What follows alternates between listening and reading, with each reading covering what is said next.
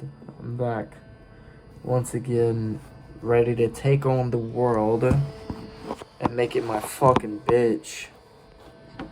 I did that before, and I think I had a good state of mind and a good mindset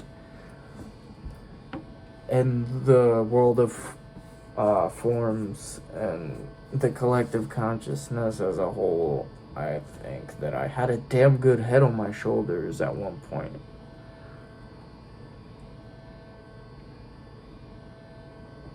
If you were ever a fuck up in life and then became not a fuck up on paper and you turned your life around, in that moment when you're looking around realizing, hey, I love the person I became, and you really worked hard on yourself and turned it around, at that moment you truly don't think that you could ever go back to the person that you've always been running away from, the person that you look at with disgust, that person that you tried so hard to be better,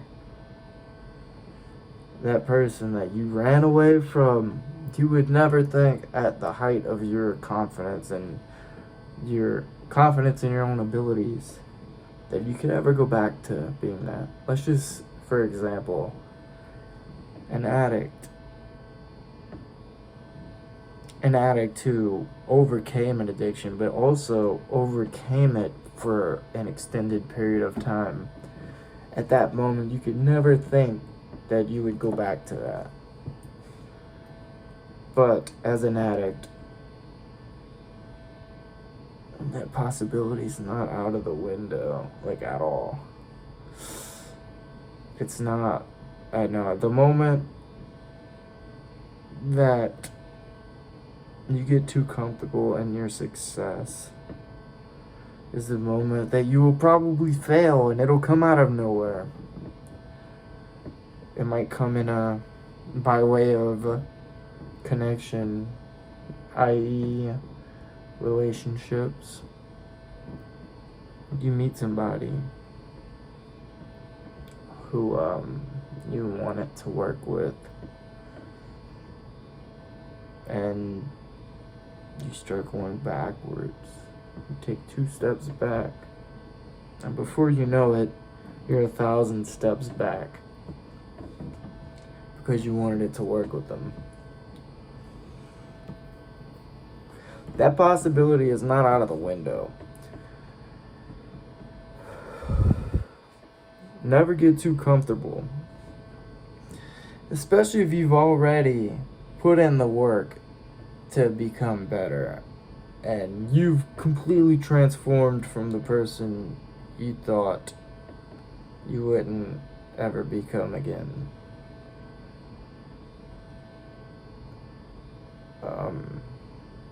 Don't get too comfortable. I'll say that. As I have a half a pint right here of some Kentucky Premium. I've walked down a dark path once again, and I'll say you shouldn't be ashamed in that. And it's nobody's fault but yours.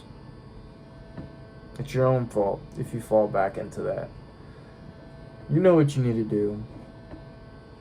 As a recovering addict, alcoholic, I'll always be that. So, even if you wanted to work with a person and you know that you've also worked hard to not be a fuck up, and maybe you should be a little bit more selfish and run away from it. No matter the sweet nothings that the person tells you. Oh, you're the only man I've ever loved. Fuck that. If you're going down a dark path, it's because you wanted to work with a person, I tell you what, run away from it. be selfish.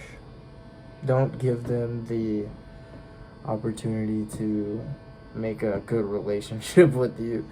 And I'm not blaming my fucking fuck ups on her at all. Believe me. Because I always had it in me to fuck up again.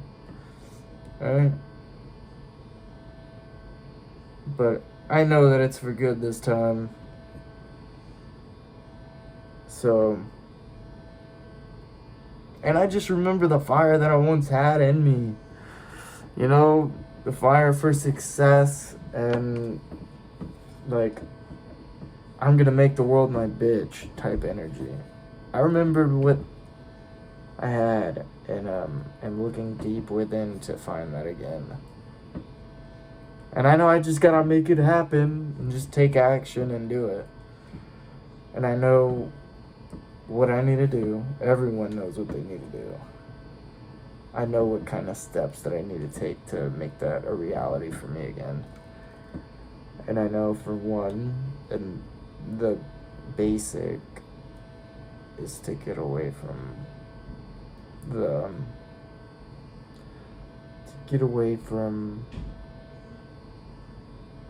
path that I know will lead me to failure and destruction. So, as long as you steer clear from the path and also the temptation, then I think if you look within, you can find the answers to all of your problems. It is within, and you will never find the answers if you're always surrounding yourself with influences who can and will change the trajectory of your life if you stay around them. You can find the answers and the solutions to all of your problems within, and also a higher power, the collective consciousness, if you will. And I'll say this, the last thing.